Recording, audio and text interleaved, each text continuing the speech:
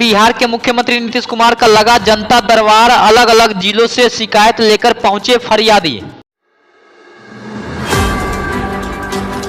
चुनावी रणनीतिकार प्रशांत किशोर की बिहार में चल रही जनसुराज पदयात्रा पर लगा ब्रेक। 7 महीने में पहली बार प्रशांत किशोर को रोकनी पड़ी अपनी पदयात्रा।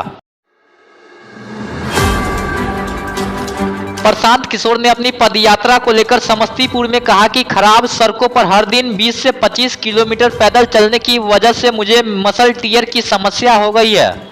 लेकिन फिर से वो मसल टीयर बढ़ गया है। तो यहाँ जब मैं समस्तीपुर आया हूँ तो उसके बाद से एक दिन रुके और उसको जब जांच किया गया तो डॉक्टरों का ऐसा मानना है कि वो बहुत लंबे समय तक लगातार खराब सड़कों पर ऊपर नीचे उबड़ खाबड़ सड़कों पर चलने से मसल टीयर हो गया है। वहीं प्रशांत किशोर ने कहा कि मसल टीयर की समस्या होने के कारण जनसुराज पदयात्रा को 10 से 15 दिनों के लिए स्थगित कर रहा हूं। तो डॉक्टरों का अपना एक अनुमान है कि इसको दवा और इंजेक्शन से ठीक करने के साथ साथ ये जरूरी है कि 10-15 दिन का इसको आराम दिया जाए। बिहार के उप मुख्यमंत्री तेजस्वी यादव ने शिक्षा मंत्री व विभागीय अधिकारियों के साथ की बैठक। जल्दी शिक्षा विभाग में रिक्त पदों पर नियुक्ति करने का दिया निर्देश। वहीं नए शिक्षकों की नियुक्ति जल्द हो सके इसके लिए विभागीय कार्रवाई पूरी करने का भी दिया निर्देश। बैठक में शिक्षा मंत्री चंद्रशेखर भी रहे मौजूद। कटिहार के नया टोल निवासी यदुनंदन प्रसाद शाह के पुत्र के मौत के बाद दिवंगत परिजनों से मुलाकात करने पहुंचे जाप सुप्रीमो पप्पू यादव।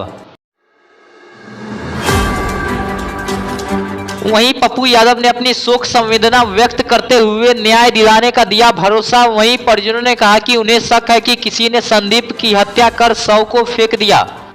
ये दोनों के पीछे कोई ना कोई तथ्य है और राजनीति।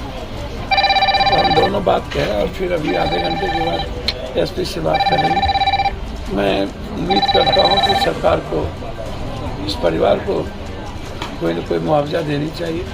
जहां तक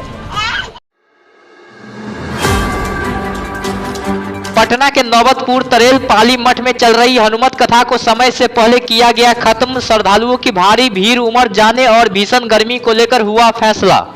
और इस सफोकेशन के कारण कई लोगों की सांस रुक जाएगी, ऐसा हमें अंदेशा हो रहा है।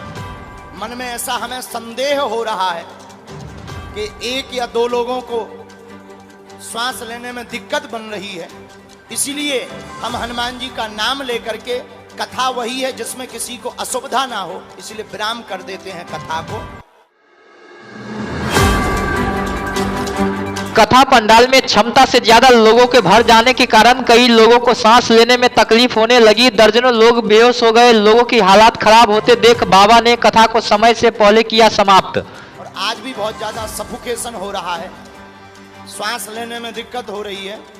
इसलिए हम प्रार्थना करते हैं कि आज की बहुत भीड़ के कारण कथा को विराम करना चाहिए और आरती करनी चाहिए, क्योंकि बहुत ज्यादा भीड़ हो गई है, अपार भीड़ हो गई है। वहीं इस दौरान बागेश्वर बाबा ने कथा में आए सभी लोगों से अपील की कि टीवी पर ही ज्यादा से ज्यादा लोग हनुमत कथा सुने। वहीं बाबा ने कथा पंडाल में ज्यादा श्रद्धालुओं को नहीं आने की भी की अपील।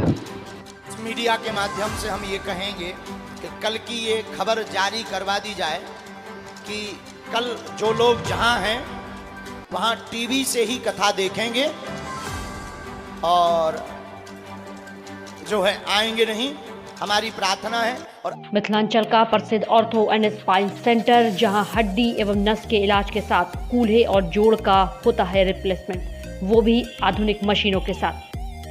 अब जीवन से निराश होने की जरूरत नहीं।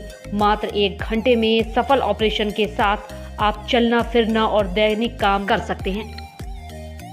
तो अवश्य मिले doctor Amit Kumar, orthopaedic surgeon, consultant orthopaedic surgeon Paras और वरिष्ठ रेजिडेंट हड्डी रोग विभाग DMCH। दुर्घटना से घायल हाथ, पांव और शरीर के घायल अंग का सफल ऑपरेशन के लिए मिले डॉक्टर अमित कुमार, अरलपट्टी, दोनार रोड, अरलपट्टी मछली हाट के नजदीक, बैंक ऑफ बड़ौदा के सामने।